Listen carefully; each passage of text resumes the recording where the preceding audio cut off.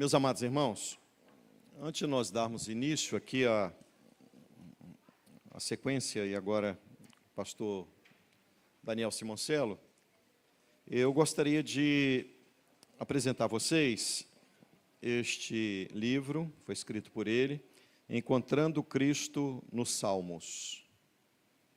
Então, às vezes nós temos uma certa dificuldade de compreendermos, eu não sei se vocês se recordam, quando nós falamos da oração do Pai Nosso, e quando nós oramos, nós precisamos orar, não segundo apenas aquela forma estabelecida por Deus, aquela estrutura de oração estabelecida por Deus.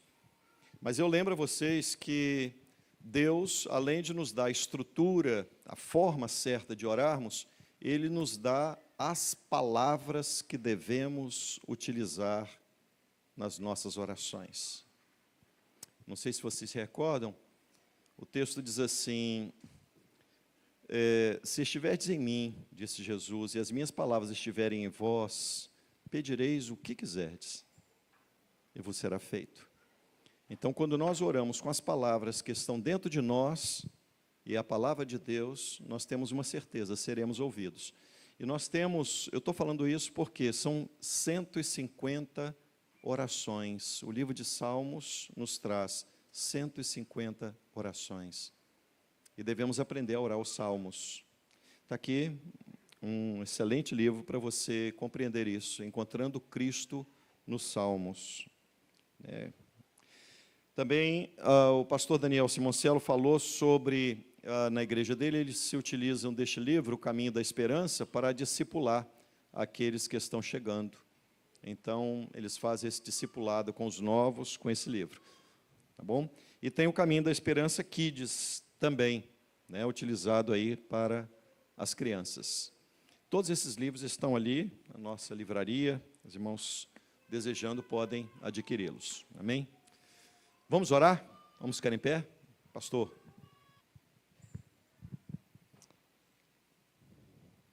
Vamos orar? Deus, fala conosco nessa manhã. Nós almejamos ouvir a Tua voz. Que o Teu Santo Espírito nos conduza, de modo que possamos ser moldados, forjados à imagem do Senhor. Em nome de Jesus. Amém. Queridos, pode sentar. Quero te convidar a abrir sua Bíblia comigo em Gálatas, capítulo 1, leremos o verso 6.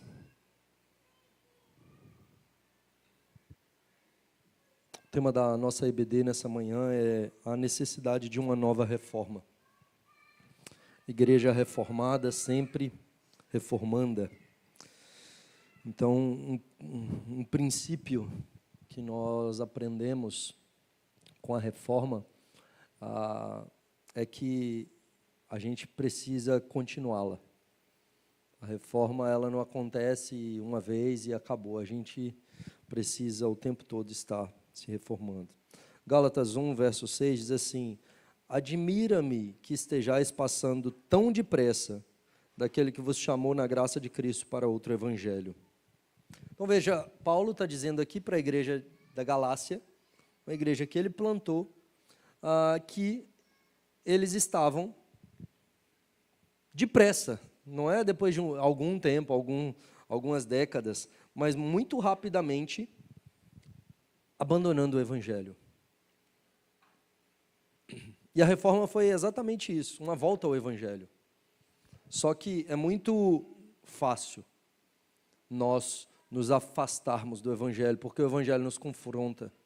Porque o Evangelho, ele vai estar contra nós. A gente não gosta muito disso. Pelo contrário, a gente quer conforto. E por causa disso, a gente tenta adaptar para que a gente fique confortável, para que a régua de medir sejamos nós. E por isso a necessidade constante de reforma. Reverendo Augustus, quando ele fala de reforma, ele sempre inicia, Augustus Nicodemos, ele sempre inicia falando que a gente precisa entender primeiro a deforma, porque a necessidade de reforma é porque a igreja tem a tendência natural de se deformar. E aí é possível, inclusive, que uma igreja ela se deforme a tal ponto de deixar de ser igreja, de tornar-se uma sinagoga de Satanás.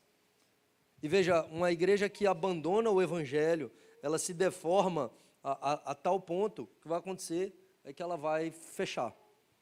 E, infelizmente, queridos, o que nós temos ao longo da história são igrejas fechando.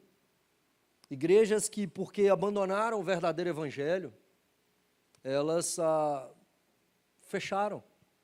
Elas tornaram-se sinagoga de Satanás e fecharam. Quando a gente olha para a própria igreja da Galácia, ou mesmo a igreja de Éfeso, que Paulo plantou, a igreja em Roma, todas essas igrejas, nenhuma delas está lá até hoje. Todas elas fecharam. A igreja reformada, se abandonar o verdadeiro evangelho, em algum tempo ela vai fechar. Outras igrejas, ou mesmo denominações, porque não seguem o verdadeiro evangelho, elas vão fechar, elas vão acabar.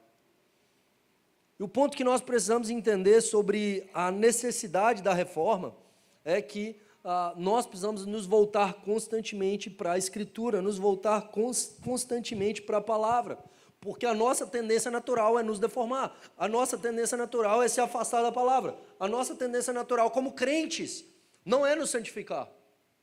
Se você viver no piloto automático, você não vai ficar mais crente.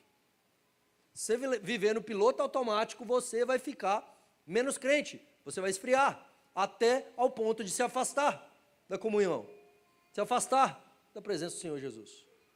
A mesma coisa acontece com a igreja. Se ela não estiver constantemente se voltando para a palavra, constantemente se voltando para o Senhor, ela vai se deformar, ela vai se transformar em uma igreja centrada no homem, centrada em personalidades, centrada em eventos, centrada em números, centrada na moda e não em Cristo. No Antigo Testamento, a gente vai perceber essa tendência à deforma. O povo de Israel, você vai ver um povo que acabou de ser liberto do Egito, eles viveram um grande avivamento.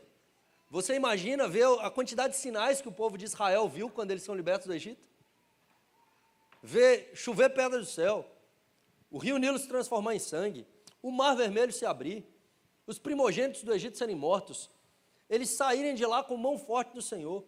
Eles chegam no deserto, agora eles veem a água da rocha fendida, eles veem pão cair do céu, a coluna de fumaça durante o dia para protegê-los do calor do sol, a coluna de fogo durante a noite para protegerem do frio. Deus no meio do seu povo constantemente. E diz o texto bíblico que quando Moisés sobe no Monte Sinai e permanece 40 dias lá em cima, passa 40 dias, eles estão ali, ele demora 40 dias, depois desses 40 dias, e durante esses 40 dias, sabe o que acontece? Eles constroem, eles edificam, eles forjam um bezerro de ouro para adorar. Eles saíram do Egito, mas o Egito não saiu deles. Você vê um povo se deformando, um povo se afastando. Quando você olha, o povo de Israel entra na terra prometida, você fala que coisa maravilhosa é o livro de Josué. Agora, aquela próxima geração toma posse da terra prometida. A promessa feita a Abraão é cumprida. De descendência numerosa e a posse da terra de Canaã. Eles assumem, eles entram, e agora você fala assim, agora as coisas vão andar, o negócio vai ficar bom. Eles estão na terra que mana leite e mel. E aí vem o livro de Juízes. E vai tudo de mal a pior. E o povo de Israel na terra, perdão, queridos, o povo de Israel na terra prometida, abandona o Senhor.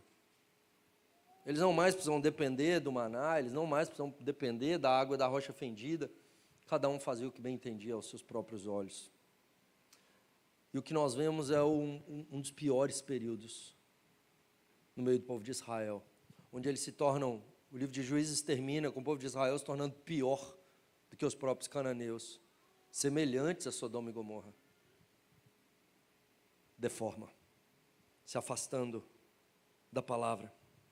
Quando a gente olha para a Reforma Protestante, século XVI, igrejas que de fato foram as nossas mães, a igreja reformada na Suíça, a igreja reformada na Holanda, a igreja reformada da Escócia. Sou presbiteriano, a nossa igreja vem a partir de um avivamento que Deus opera por meio de John Knox na Escócia, transformando a igreja escocesa.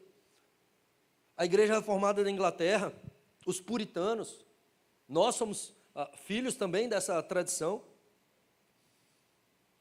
Posteriormente, isso chegando aos Estados Unidos. Quando os puritanos chegam nos Estados Unidos, oriundos da Inglaterra, eles iniciam seminários, com o intuito de formar pastores. Harvard, Yale, Princeton, todas essas faculdades, universidades dos Estados Unidos foram criadas pela igreja, pelos puritanos. E o que acontece com o passar do tempo? Essas igrejas se deformaram. Essas igrejas abandonaram o verdadeiro evangelho. Eu não estou nem dizendo, em muitos dos casos, de abandonar a sã doutrina. Eu estou dizendo de parar de crer, de parar de viver. Há igrejas na Europa que talvez você chegar lá e vai ouvir um sermão, exatamente um sermão reformado, um sermão bíblico. Mas o que você vai ver é uma igreja que não vive o evangelho, só tem cabeça branca.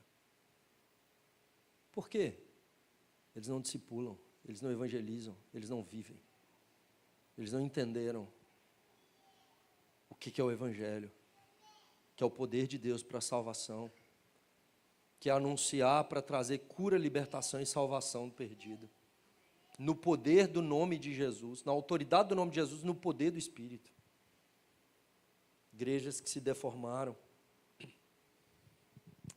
Sou presbiteriano, como eu disse, a nossa mãe, a igreja presbiteriana dos Estados Unidos, da onde veio Ashbel Green Simonton, que plantou a igreja presbiteriana do Brasil.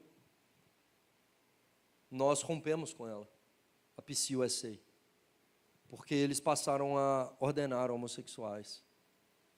Eles aceitaram, eles aceitam. E nós rompemos com eles. Uma igreja que era reformada, e se diz reformada, mas que vai fechar. Ela não vai durar muito tempo. Só que nós também agimos da mesma maneira. Quando nós pensamos que o evangelho, ele tem que ser feito, ele tem que ser mais flexível. Nós não... Porque o evangelho nos confronta e nos tira da nossa zona de conforto, a gente cria o nosso próprio evangelho. Então a gente se apega a uma questão de pensar que isso aqui eu não tenho dom, eu não tenho chamado. Então eu não preciso me preocupar. E eu queria trabalhar nessa manhã com vocês na necessidade de uma reforma, não na perspectiva que quase todo mundo fala, sempre em outubro, está falando de reforma, 5 solas, 5 pontos. Eu quero ir além dessa soteriologia reformada e dessa visão de 5 solas, que são de fato basilares para a reforma, extremamente importantes, mas não se trata apenas disso.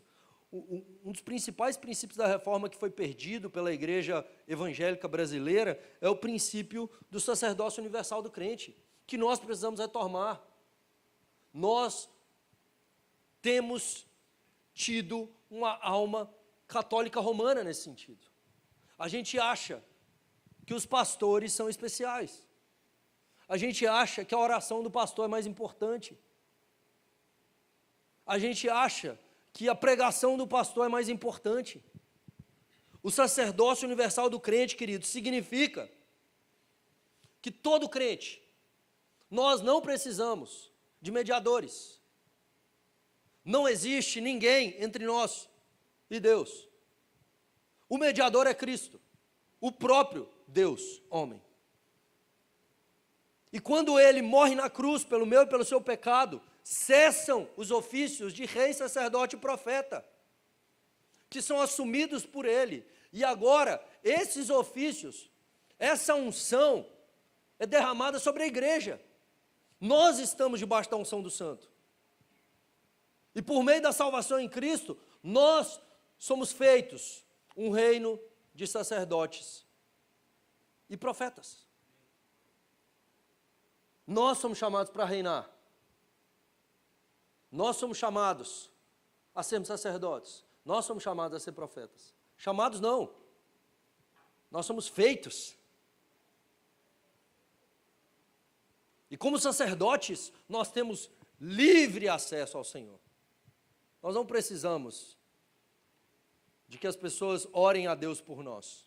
Nós não precisamos que as pessoas preguem por nós. Nós não precisamos de que as pessoas ajam por nós.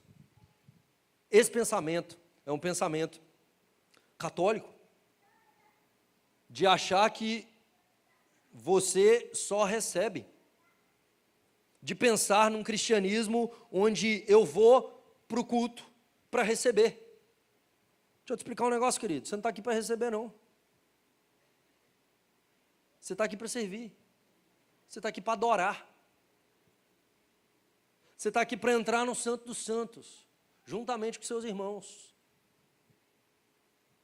Nós não estamos aqui para receber, isso aqui não é passivo, isso aqui é Deus e a sua igreja em comunhão plena. O Senhor falando, nós ouvindo, mas nós respondendo, adorando, orando, em um diálogo, em culto. Mas não apenas em culto, na vida, porque a gente imagina um cristianismo onde a gente vem domingo na igreja e durante a semana a gente vive nossa vida. O nosso culto é diário. Sabe onde que nós vamos experimentar mais a presença de Deus, queridos? Não é no culto. Sabe onde que Jesus mais operou milagres, sinais? Não foi nem no templo e nem na sinagoga. Se não me engano, ele fez 2 milagres na sinagoga apenas. Não me lembro de nenhum no templo. Mas no meio do caminho, nas casas, vários sinais. Vários. A vida cristã é vivida diariamente. O culto vai ser o resultado da minha vida no secreto, no quarto, diante do Pai, de como eu me vivo com meus irmãos, anunciando o Evangelho, orando pelos irmãos, me dispondo para ser boca de Deus.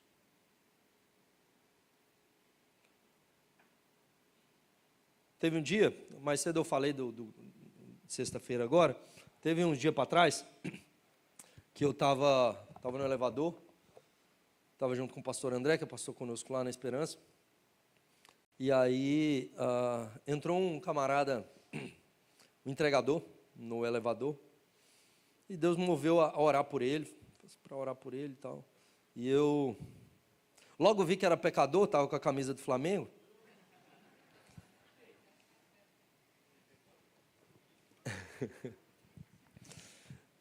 E eu sou mineiro, viu, queridos? Eu não tenho nada contra o Flamengo, não. Sou cruzeiro, os atleticanos têm coisa contra o Flamengo.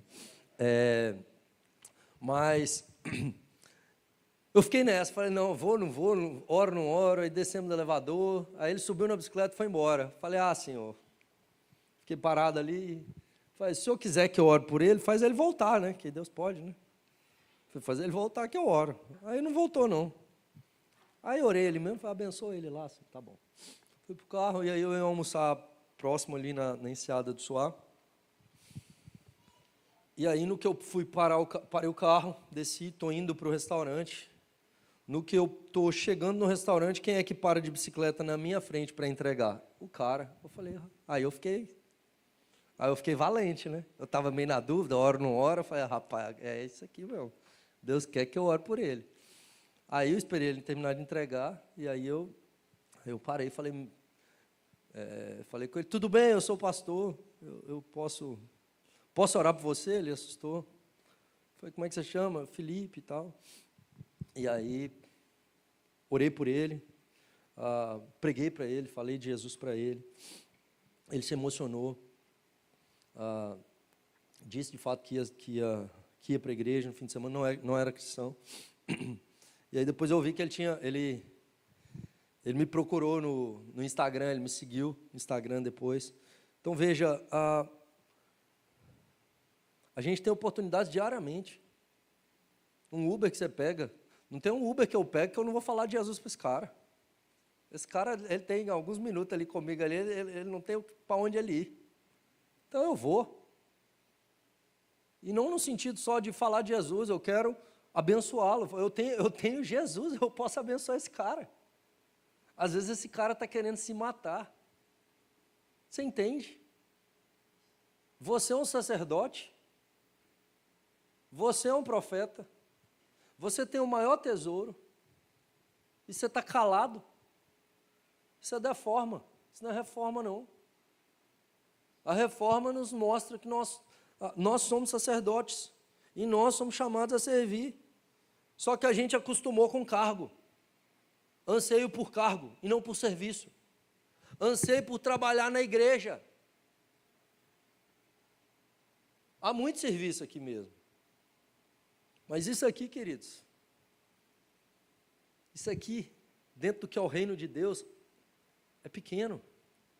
Isso aqui é celebração, isso aqui é a gente Deus, a gente resumiu o evangelho e o reino como se fossem as nossas reuniões.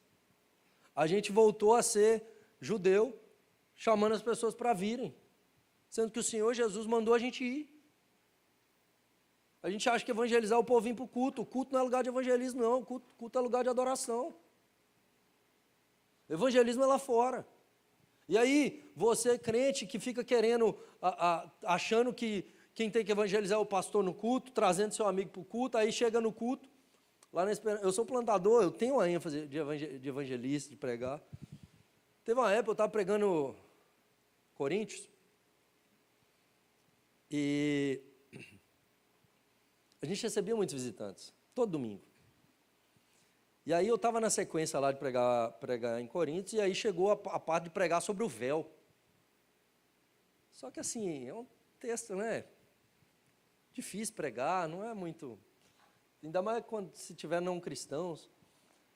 E aí chegou sobre o véu, eu olhei para aquilo, falei assim, e aí tinha uns 15 visitantes na igreja, eu falei, rapaz, tem muito visitante. Aí cheguei no púlpito, mudei na hora o sermão, falei, vou pregar esse texto não, vou pregar outro, aí tal. Mudei o sermão. Domingo seguinte, tinha uns 20 visitantes. Falei, não, eu vou pregar o véu de novo, não. Mudei de novo, segundo domingo. Deu o terceiro domingo, tinha de novo uns 15 visitantes. Falei, então nem aí, vou pregar o véu, se lasca para lá. Porque aí você leva o seu amigo visitante, e eu lembro que tinha um membro de uma outra igreja presbiteriana lá de Vitória, que aí ele chegou lá e levando um visitante na nossa igreja, na Esperança.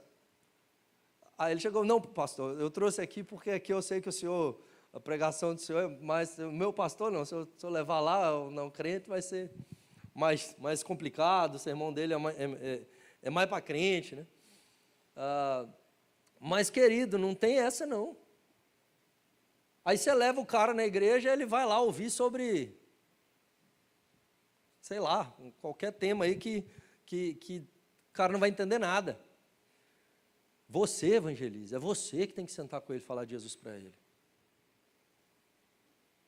Aqui, de fato, ele vai sentir o ambiente, ele vai ver o amor por Jesus, ele vai ouvir o evangelho, ou pelo menos uma parte do que é o evangelho, mas nós somos chamados a servir lá fora. Nós somos chamados a andar com Jesus lá fora, a ser como Jesus lá fora. A gente não ora, a gente não pastoreia, a gente não cuida das pessoas ao nosso redor, não manda uma mensagem. Teve uma vez, queridos, eu ainda era pastor na primeira igreja presbiteriana de Vitória, a Sara tinha ficado internada, minha filha mais nova, uma semana na UTI. Ela tinha acabado de receber alta, a gente voltou para casa, 2 dias depois o Davi começou a passar mal e a gente está voltando para o hospital. Meu coração estava arrebentado, eles pequenininhos. E aí eu ali naquela angústia, acabei de sair do hospital, estou voltando para o hospital agora com meu filho mais velho, angustiado, e eu estava arrumando as coisas para a gente ir para o hospital com a minha esposa, eu recebo um áudio da irmã da igreja. 5 minutos. Aí eu olhei e falei, naquela época ainda não tinha 2 vezes, e pensei, oba, um podcast, né? Mas coração de pastor, podia ter deixado para lá e falar, tô aqui cheio de problema, vou ouvir mais um problema, 5 minutos então, nossa, que problemão. Mas o coração de pastor, falei, estava arrumando as coisas, peguei o celular, botei em cima da cômoda, botei para tocar alto, enquanto eu arrumava as coisas, eu ia ouvindo, para poder entender o que a irmã estava passando e ver, né, o que poderia auxiliar. E a irmã me mandou áudio assim, pastor, o Senhor Deus me moveu a orar pelo Senhor. E aí era 5 minutos de oração, ela orando por mim. Deus, cuida do teu filho, do coração dele, o sofrimento dele, Senhor, da angústia, visita. E ela começou a orar tudo aquilo que eu estava sentindo. E eu fui tomado por uma paz ali naquele momento, eu comecei a ser pastoreado, sabe? E a gente acha que pastor não precisa, não. Pastor é super-homem. Pastor não fica desanimado, não. Precisa cuidar um do outro. Não só levantar problema, você pode ser bênção, boca de Deus para alguém. Uma mensagem que você manda, um sorriso e um abraço que você dá. A gente terceiriza sempre. A gente sempre está reclamando e achando e levantando o que está faltando. A gente nunca está se colocando para ser boca do Senhor, para profetizar, para ser bênção na vida do irmão, para trazer uma palavra. Uma pessoa que vem à sua mente, às vezes o Senhor Deus te mostra alguém, você manda uma mensagem para essa pessoa. Não só ora não, fala, está tudo bem, o Senhor Deus me moveu a orar por você. Tem algum pedido? Então, Deus quer nos usar, queridos, nos abençoar. E a gente tem tanto essa mentalidade de que o pastor, né, como se o pastor fosse mais importante. Eu lembro, na primeira igreja de Vitória, eu pastor auxiliar, lá tinha muito disso, de chegar lá o povo perguntar quem é que vai pregar, né? Por quê? Porque o pastor Hernandes prega lá de vez em quando. Aí chega e fala assim, quem é que vai pregar? Aí eu lembro que uma vez quem ia pregar era eu, né? Não era o Hernandes. Aí a pessoa descobriu no pátio, né? Falou, tá bom, hoje a gente, né? Ouve um sermãozinho, não tem problema. Conta a história da mulher, da família, né? Antigamente os pastores iam fazer visita no domingo, na região rural, e aí o pessoal dava o almoço para o pastor e tudo mais. E aí naquele domingo o pastor ele não pôde fazer aquela visita, e ele mandou o seminarista no lugar dele. E aí no que o seminarista está chegando, o marido vê ele chegando, ele já grita para a esposa lá dentro, mulher, guarda a galinha, quem veio foi o seminarista, né? Então, não precisa fazer frango para ele não, né? É para o pastor é mais importante. Não, queridos, Deus usa o pequeno, Deus usa. Nós trocamos o evangelho pelo formalismo, pelo legalismo. É necessário nós voltarmos de fato ao anseio pela presença do Senhor e não por uma religião formal. O que a reforma trouxe, resgatando o sacerdócio universal do crente, também resgatando uma religião do coração. O que acontecia antes era uma religiosidade e um culto meramente formal. As missas eram rezadas em latim, o povo nem entendia. Você tinha algo que não era uma comunhão real com o Senhor. E o que a reforma trouxe foi, de fato, essa necessidade de culto, de anseio por ouvir a voz de Deus. E nós, muitas vezes, perdemos isso.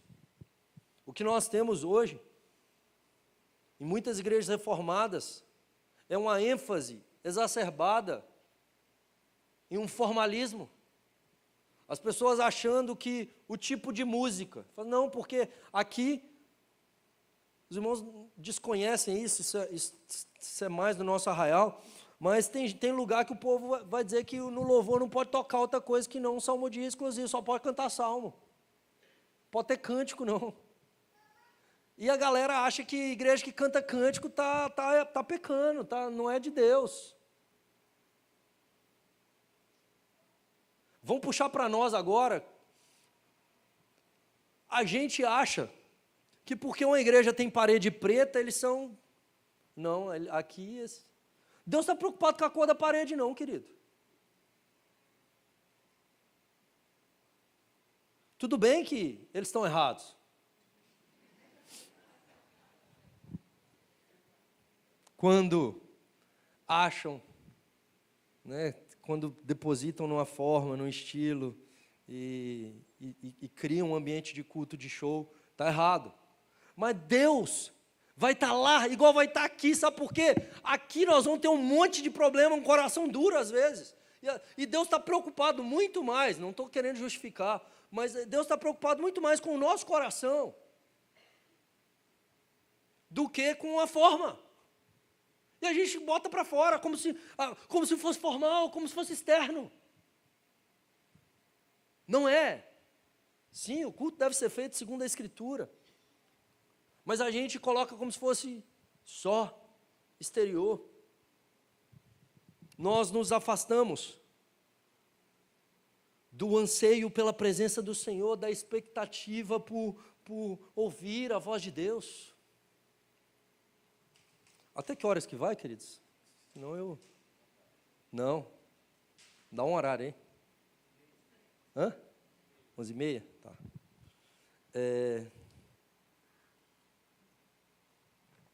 Então nós nos apegamos nesse formalismo que nos leva a um legalismo onde a gente julga as pessoas pela questão estética, exterior. Deixa eu falar um negócio. Deus não tem música que Ele prefere, não. Eu estive na Tailândia, agora em agosto.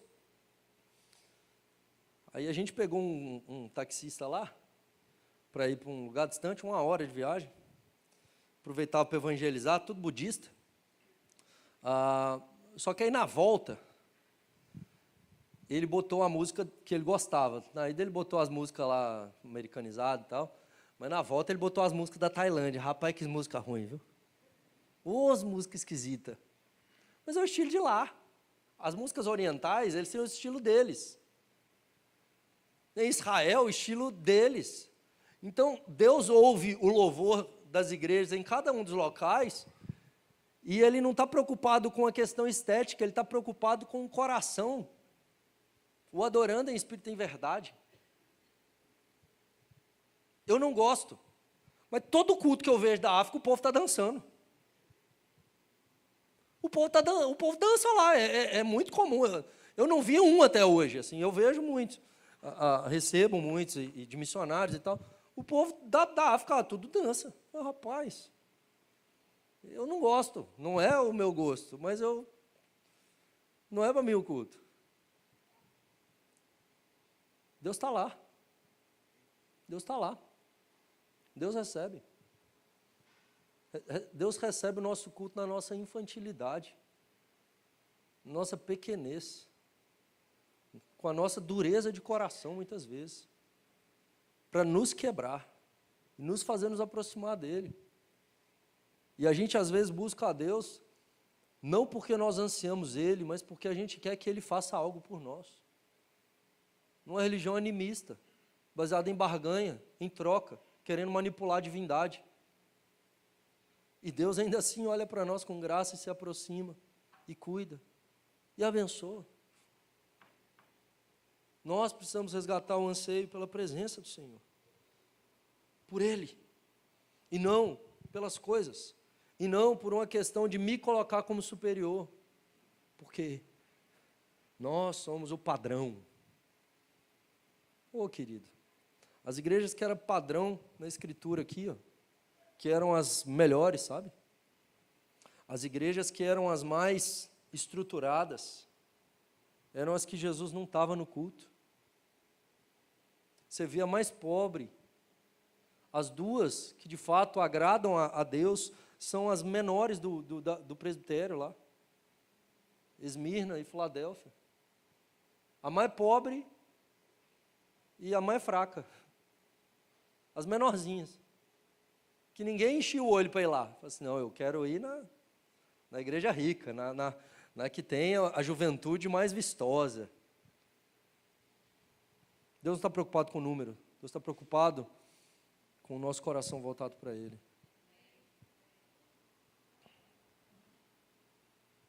E a gente muitas vezes entrega só o resto. Conta essa história da mulher que encontrou um frango no fundo do congelador lá. O frango, ele estava lá há 23 anos. E ela viu aquele frango, a data de validade, 23 anos aquele frango ali. Aí ela ligou para a loja lá do frango e perguntou, esse frango que está aqui há 23 anos, dá para consumir ainda? Aí o rapaz perguntou, olha senhora, se ele ficou congelado esse tempo todo, se ele nunca degelou, talvez ele não tenha estragado, mas não deve estar bom para consumo não, o gosto e tudo. Não, eu sugiro que vocês não consumam. A mulher, tudo bem. Aí grita para o marido, meu bem, vamos doar o frango para a igreja. E a gente faz isso. A gente entrega para o Senhor aquilo que não nos custa. A gente quer entregar para o Senhor o resto. A gente quer entregar para o Senhor a sobra. Nós precisamos voltar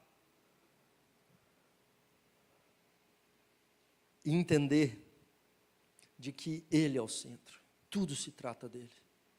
Amar o Senhor acima de todas as coisas. Terceira coisa, queridos, que gera essa deforma na igreja e a necessidade de uma reforma. Vou pular aqui, senão não termino.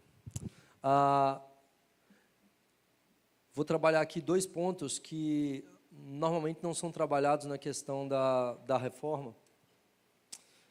Você vai ouvir pouco sobre isso, talvez nunca tenha ouvido, mas a reforma protestante, ela resgatou algo que era a questão do cuidado com os pobres. Então, o que acontece, por exemplo, em Genebra, quando o Guilherme Farel, ele chama Calvino para ajudá-lo na reforma ali, na cidade de Genebra, cuidar daquelas pessoas.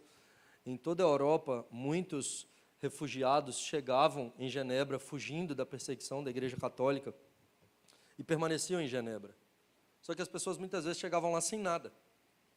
E Genebra é uma cidade pequena.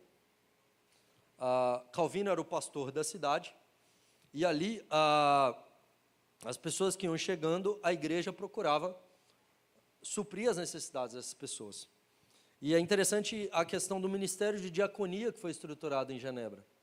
Então, o que acontecia em Genebra?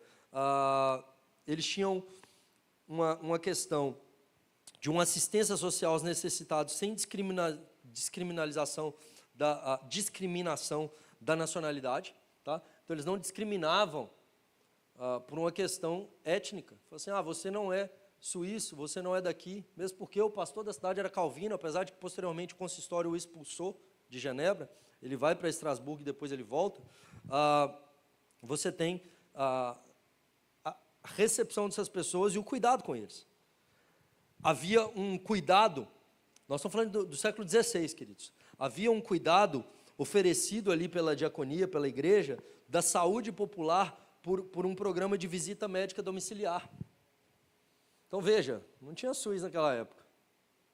E o que acontecia era que médicos cristãos ali da região, eles iam de casa em casa para visitar os doentes, de forma gratuita, oferecendo isso para o Senhor. Você tinha a capacitação sendo oferecida, e aqui nós estamos falando não só da diaconia da igreja, mas do próprio consistório. O consistório era o governo de Genebra. tá? Então, muita gente vai falar que Calvino matou Serveto. Não, quem condenou Serveto à morte foi o consistório, que expulsou Calvino, inclusive, de Genebra, posteriormente, tá? Então, o consistório, ele tinha essa capacitação profissional oferecida para quem chegava. Ofertas de emprego oferecidas pelo governo de Genebra, combatendo aí o desemprego. Você tem uma ênfase no cuidado com os pobres, tá? Pela diaconia da igreja, dos idosos, dos desamparados. Um combate a busca por luxo daqueles que eram mais ricos. Então, uma coisa que Calvino sempre dizia é que Deus abençoa os ricos dando-lhes os pobres, de modo que ele enfatizava que os ricos deveriam, sim, por meio daquilo que eles tinham mais, abençoar os pobres. E todo culto que ele terminava, Calvino dizia: ide em paz e lembrai-vos dos pobres.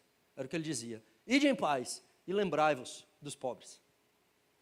Os diáconos da igreja, eles não só cuidavam da ordem do culto, como eles incentivavam as pessoas que não tinham descendentes a deixar a sua herança para os pobres. E essa herança, então, era administrada pela diaconia da igreja, a fim de cuidar da viúva, do órfão, do estrangeiro, coisa que Deus vai mandar lá atrás, queridos. Isso não é algo da reforma, isso é algo da Bíblia. A reforma está resgatando algo bíblico. Você vê Levítico 19, o que Deus está dizendo? Ele vai falar do cuidado com a viúva, o estrangeiro, o órfão, ou seja, aqueles que são necessitados. E ele vai falar assim: na hora da colheita, a lei da rebusca, na hora que você for colher, 10% é do Senhor. O que você colheu, você vai retirar a 10ª parte e vai dar primeiro para o Senhor. Além disso, na hora que você for colher, o que cair no chão não é seu mais. Então você está colhendo as espigas, caiu no chão, o que você vai fazer? Pegar? Caiu no chão, não é seu. É da viúva, do estrangeiro e do órfão. E os cantos, você também não pode colher. Os cantos também é do pobre. Então você não vai passar pente fino na colheita. Por isso que quando você lê o livro de Ruth, o que acontece na hora da colheita? A época da colheita não era um momento de alegria só para os ricos. Os pobres estão lá no campo do rico, atrás dos trabalhadores que estão colhendo, indo atrás, que caiu no chão, eles iam pegando. Aí o que Boaz faz, um cumpridor da lei? Porque nem todos cumpriam. Boaz faz, ele fala assim: deixa cair mais. Pode deixar cair algumas a mais, para abençoar. O que isso nos ensina? Isso é lei. Isso nos ensina que além do meu dízimo, que eu separo 10% para oferecer ao Senhor, parte dos meus recursos, talvez 5%, eu tenho que separar para o pobre. Esse dinheiro não é meu. Lembra lá que eu falei hoje cedo? Sobre aquele dinheiro que eu ia depositar e Deus... Pronto, perdi, não é meu mais. Caiu no chão.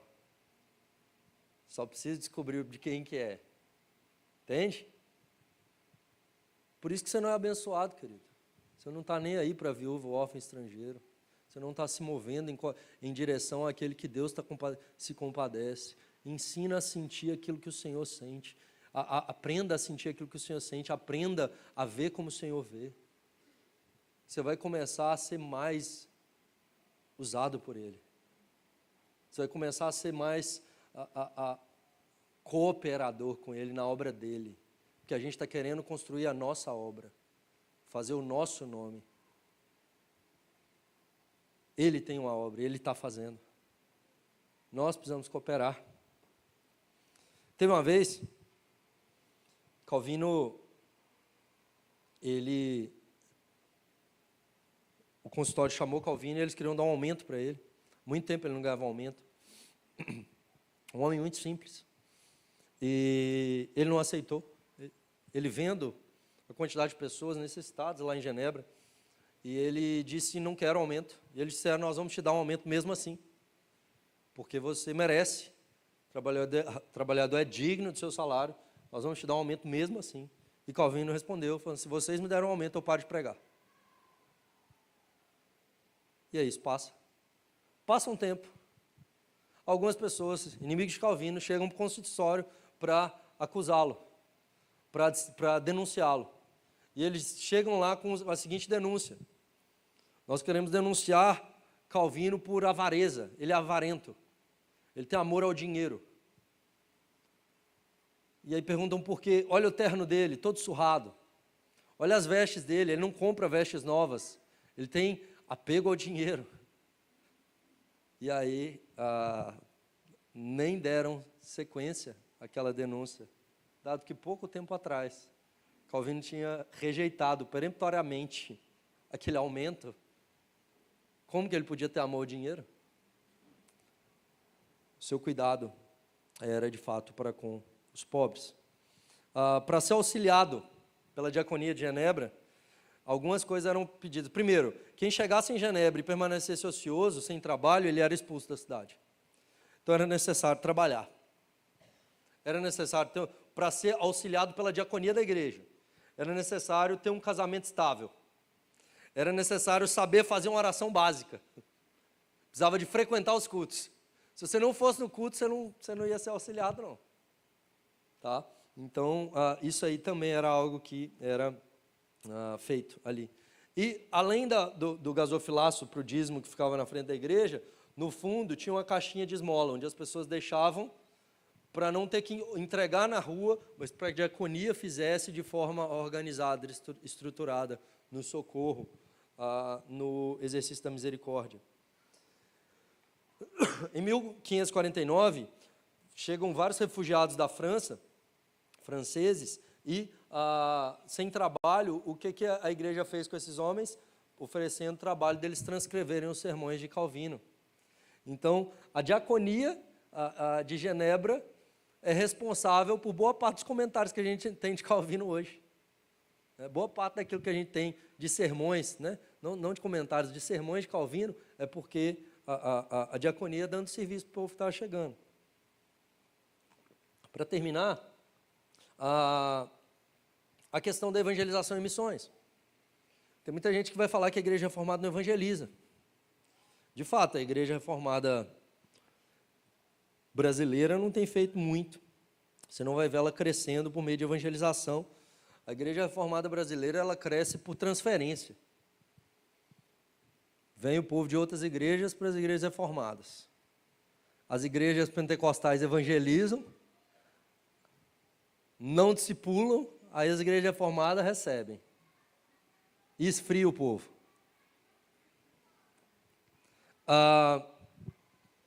Mas a igreja reformada, verdadeira, né, a reforma protestante lá no século XVI, você vai ter uma ênfase absurda em missões. Porque a igreja católica não evangelizava. A igreja católica sequer pregava o evangelho. Agora, o que você vai ter é uma igreja anunciando o evangelho de Cristo e fazendo isso voltando para as nações. Então você vai ter um John Knox sendo discipulado por Calvino em Genebra, sendo enviado para a Escócia, voltando para a Escócia, e agora na Escócia o clamor de John Knox é: dá-me a Escócia, senão morrerei. E agora você tem um avivamento ali, o evangelho sendo pregado e toda a nação sendo alcançada. Você vai ter, em 1555,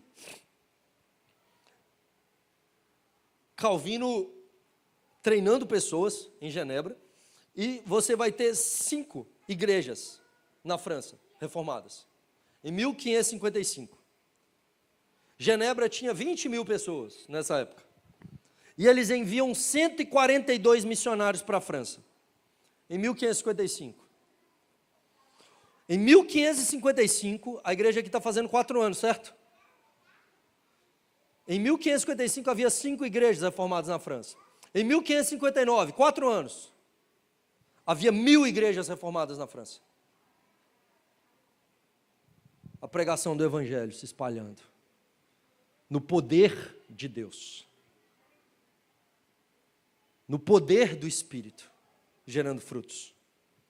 Em 1562, havia 2.000 igrejas reformadas na França. E sempre escolas e igrejas. Em 1556, Genebra envia 2 pastores reformados e 11 leigos aqui para o Brasil, para Guanabara, no Rio de Janeiro.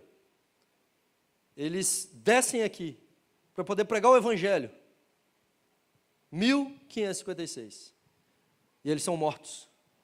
Eles são martirizados, jogados de um despenhadeiro por serem reformados, por crer no verdadeiro Evangelho. E naquele ano, aqueles homens, sem auxílio de qualquer material auxiliar, eles escrevem a Confissão da Guanabara, a primeira confissão reformada, escrita em solo brasileiro. 1556. Missionários sendo enviados para cá. Então, já lá, no século XVI, se pensou em alcançar o Brasil. Coisa que foi feita, de fato, mais efetiva 300 anos depois. Mas a reforma, sim, né, enfatizou a evangelização e missões. De modo, queridos, que nós precisamos entender que ser reformado é entender que você é um sacerdote, sacerdócio universal do crente. Você não é adepto de uma religiosidade fria, externa e formal. Você deve ansiar a Deus e amar a Deus acima de todas as coisas e amar seu próximo para servi-lo. Que a reforma tem um trabalho efetivo na direção do cuidado com o pobre. A reforma tem um trabalho de evangelização e discipulado. E se nós não estamos nos movendo nesse sentido, nós precisamos nos reformar novamente. Deus nos abençoe. Deus nos dê graça, queridos.